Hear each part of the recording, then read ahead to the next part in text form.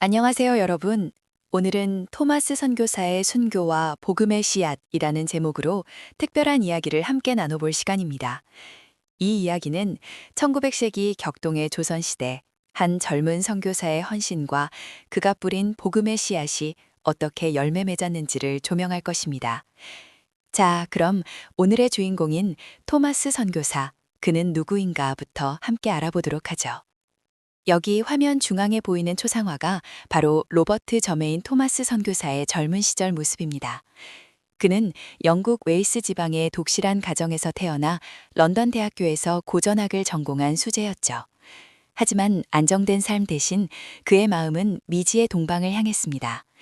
지도를 보시면 그의 여정이 한눈에 들어오실 겁니다.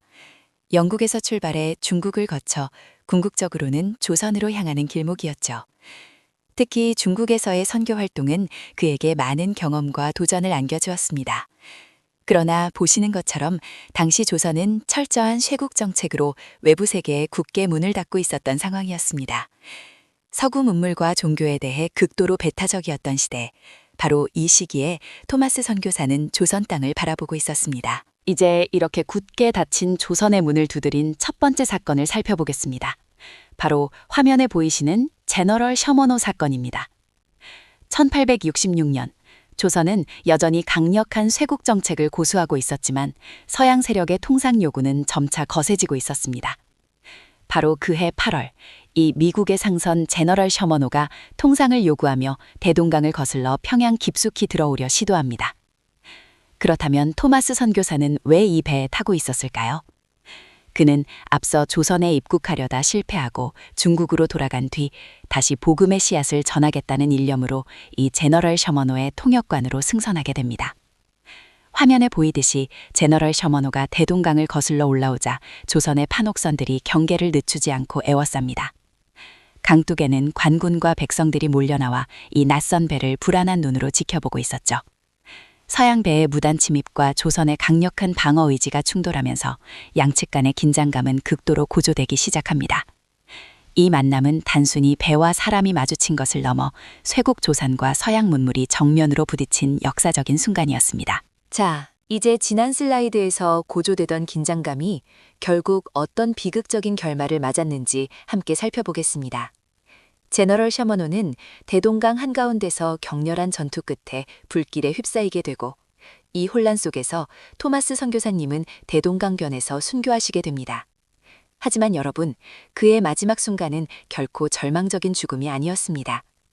슬라이드를 자세히 보시면 자신을 해하려던 조선 병사 박충권에게 오히려 소중히 품고 있던 성경책 한 권을 건네주는 극적인 장면을 보실 수 있습니다.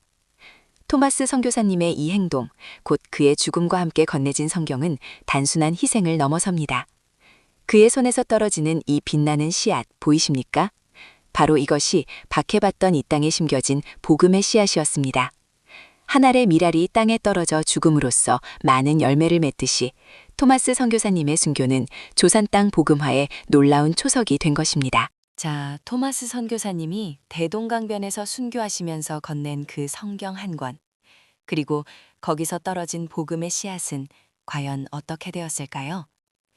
흥미롭게도 선교사님에게 성경을 건네받았던 박충권 병사는 그 성경의 귀한 의미를 미처 알지 못하고 자신의 숙부인 박영식에게 넘겨주게 됩니다. 그리고 박영식은 이 낱장들을 집의 벽지로 사용하게 되죠. 슬라이드 왼쪽에서 보시는 것처럼 말입니다. 그런데 신기하게도 이 벽지에 쓰인 글자들을 호기심 어린 눈으로 읽어내려간 한 소년이 있었으니 바로 최치량이라는 아이였습니다. 그는 이 벽지를 통해 하나님의 말씀을 접하게 된 것이죠. 그리고 이 벽지의 작은 글자들이 바로 복음의 씨앗이 되어 싹을 틔우고 놀라운 열매를 맺습니다. 슬라이드 오른쪽에서 보시는 것처럼 평양에는 널다리 교회를 비롯한 초기 교회들이 세워지기 시작했고 복음의 불길은 평양을 넘어 한반도 전체로 퍼져나가기 시작했습니다.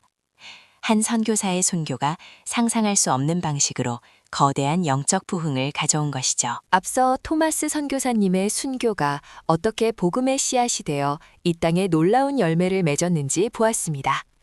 이제 마지막 슬라이드에서 우리는 그 토마스 선교사님의 정신이 오늘날 어떻게 이어지고 있는지를 함께 생각해 보고자 합니다. 여기 왼쪽 흑백 사진 속 토마스 선교사님은 과거의 인물로 남아있지만 오른쪽의 다채로운 이미지들은 해외 봉사, IT를 활용한 온라인 선교, 국내 다문화 가정 지원 등 다양한 모습으로 K-위션 시대를 이끌어가는 우리 시대 청년들의 활기찬 모습을 보여줍니다. 이처럼 헌신과 순교 정신의 계승은 단순히 역사를 기억하는 것을 넘어 시대와 공간을 초월하여 오늘날 우리의 삶 속에서 복음의 씨앗을 뿌리는 현재 진행형의 사명임을 일깨워줍니다. 슬라이드 하단의 질문처럼 오늘 여러분 각자의 복음의 씨앗은 어디에 또 어떤 모습으로 심겨지고 있습니까? 토마스 선교사님의 희생이 한반도를 변화시킨 것처럼 우리의 작은 헌신이 또 다른 놀라운 열매를 맺을 수 있기를 기대하며 오늘 강의를 마치겠습니다. 경청해 주셔서 감사합니다.